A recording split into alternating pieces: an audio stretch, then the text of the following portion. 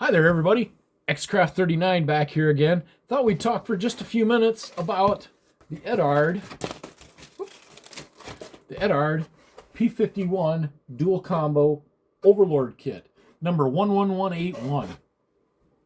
Great box art, by the way. And it comes with decals for all of these different aircraft. The particular one I'm doing is Big Mac Jr. right here. I'll show you that one in the manual. But nice box art. I like it. Nice boxes, nice glossy finish. I know, you're not building, you didn't buy it for the box, but it looks nice. So the first thing that I like about this kit, one, it comes with a really nice manual. All glossy, nice glossy pages, well detailed. There's different, you do have to watch out while you're constructing. There are some different components that are used depending on the particular model you're building. So, like you'll see here, it says markings, and it has all these different letters. Well, once you get in the back here, you'll see this one's H, this one's I, etc., etc. So if you're building a particular model, you got to watch those letters so you're using the right components for the particular aircraft you're building.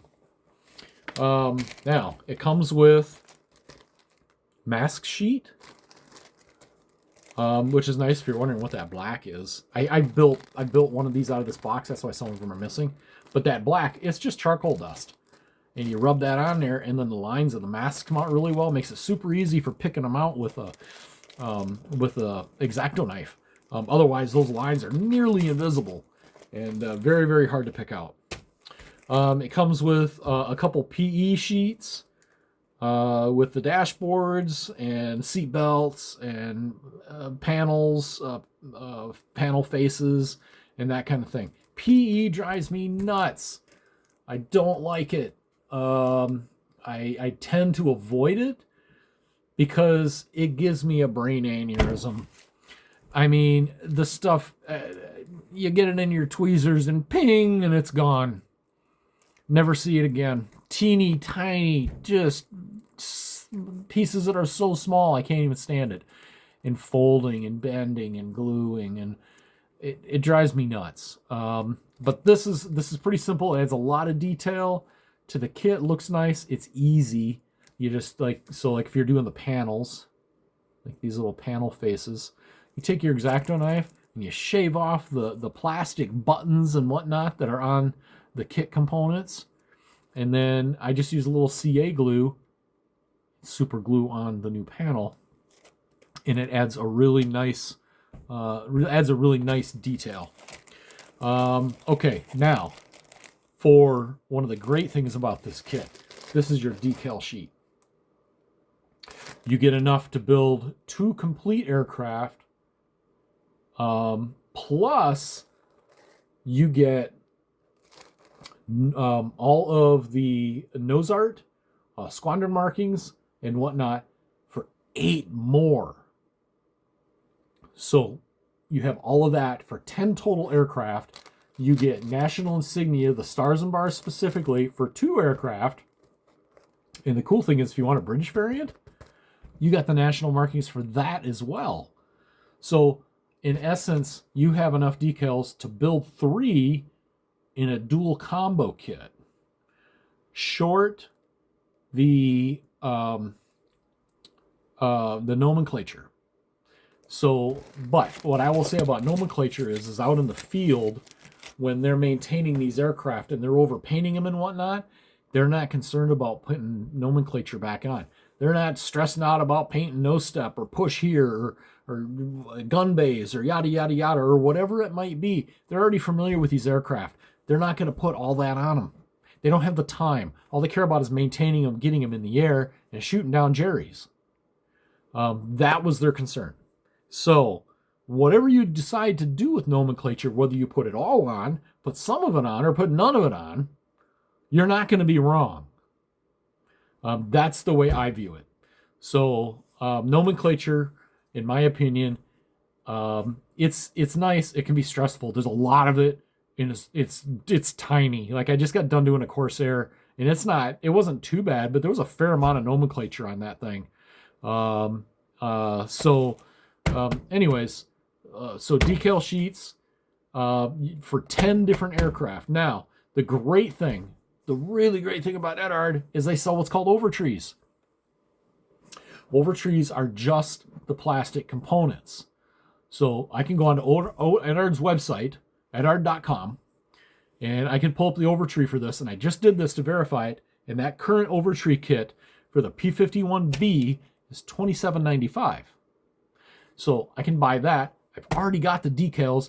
If I want to do PE, I can, or I can just paint what's there, or I have decals for the dash, and those come out pretty good once you got them all set in. I use Mr. Mark Setter, but once you get them in there and you set them in, they actually look pretty good.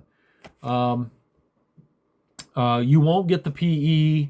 You won't get another manual. That's how they keep those cheap, because you don't get all that other stuff. Now, you can buy the PE off of their website, but I wouldn't recommend it. It's $22.95 for this, and that's expensive. If you really want that kind of stuff, buy the whole kit. You'll be further ahead in the long run. So to piecemeal it together like that would be silly, to say the least. So we got that. You get four clear plastic trees. And I'm pointing these out specifically because I just want to say, keep these in the bags, all of them. I only have 3 here because I built one already. So this one's the canopies. This is canopies. This has windshield and a canopy in it. Marker lights, or ID lights, things like that, gun sights. But every single one of these has loose components that have fallen off the trees. These are not well attached to the trees. So be careful with these. Keep them sealed in the bags so you don't lose anything, especially things like gun sights or wingtip lights or whatever there may be in here. Keep them in the bags. You definitely want to do that. So they mix a lot of the parts between the trees when you get these dual combo kits. This particular one is a wing tree. All the other trees are open because I needed it to build the other one, the model I already did, except for this one. This is the drop tanks, rockets, things like that. So that stays in here. And you also get this little decal sheet that has 4 more cockpit or dash decals. Sorry, and there's one nose art decal in there also. I haven't really studied that a whole lot. That nose art is on this sheet. However, maybe there's a printing issue with the one that's on this sheet, so they send you this one as a replacement. I have to look that up to verify that for sure. But it's in here, which is nice. Eduard's pretty thorough, and they have really, really good kits. They assemble well. They look really great. Panel lines are nice. They're not too deep. It's got really nice rivets. The windshield details are good. The frames are crisp. I have little troubles with there. You mask those off using the masks, and you end up with really, really nice cockpit. If you don't have masks for a kit, I use this stuff. This is just a generic Tamiya style tape that I found on Amazon, and it was a whole set with all these different widths. And it's really reasonably priced. So that's what I use if I don't have masks. Stick it on your clear parts and push them down really hard, and the frame will show through.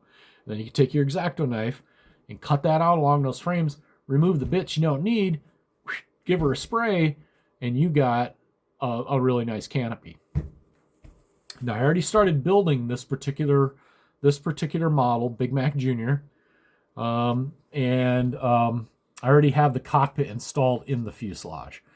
I do have a photo of it outside of the fuselage that I'll post at the end of this So you can take a look at that. But it's got the PE belts in there, and you can see some of the detail on the inside of that cockpit wall, on the inside of this cockpit wall.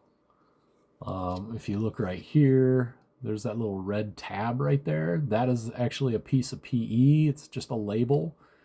If you got some magnifiers, good enough magnifiers and good enough eyesight, you can actually read those, which is really quite impressive that you can, that print is so tiny and you can actually read that. So that's impressive. You've got radio gear that runs all the way back here into the fuselage, and you can't even see it. It's all behind this plastic. And yeah, I painted it all. Why did I do that? Because it's there. It's part of the kit, and I paint it anyway. Yeah, is it foolish? Yeah, kinda. No one's ever going to see it, but I know it's there. I know it's right, and that's what matters. Build for yourself, not for other people. Just build for yourself. This is a hobby for entertaining yourself. Don't get stressed out over it. Just enjoy the hobby. That's the best advice I could give anybody, whether you've been building for 50 years like I have been, or 20 years, or maybe it's your first model kit ever. Enjoy it. And the more you do it, the better you'll get at it. If you're a newbie, don't get stressed out. Don't let rivet counters on the websites rip you down. I would highly recommend on Facebook, there is a page called Strike Eagle Models. I would highly recommend that page. The people on that page are really, really cool. They're always willing to help out. You never see bashers on there. If there's people that are bashing, they oust them. They get rid of them. Nobody wants those people around. And so I would recommend Strike Eagle Models. Really, really nice guys. And you can learn a lot off of there. Trust me, I've been building for 50 years. And I learn stuff from these guys all the time. Just little tips and tricks here and there. Maybe different techniques. Maybe I do it one way and I try someone else's technique. And maybe I like it better. Maybe I don't. Who knows? You don't know until you try it. I've got some of my own techniques. I do stuff my own way. People probably tell me I'm nuts. You shouldn't do it that way. Well, you know what? It works for me. And that's all that matters. And that's the way it should matter for you too. So until we see each other again, Eduard Overlord P51b dual combo kit number 11181 is a winner. I would highly recommend this kit. So until we see each other next time, happy modeling. Keep your fingers out of the glue.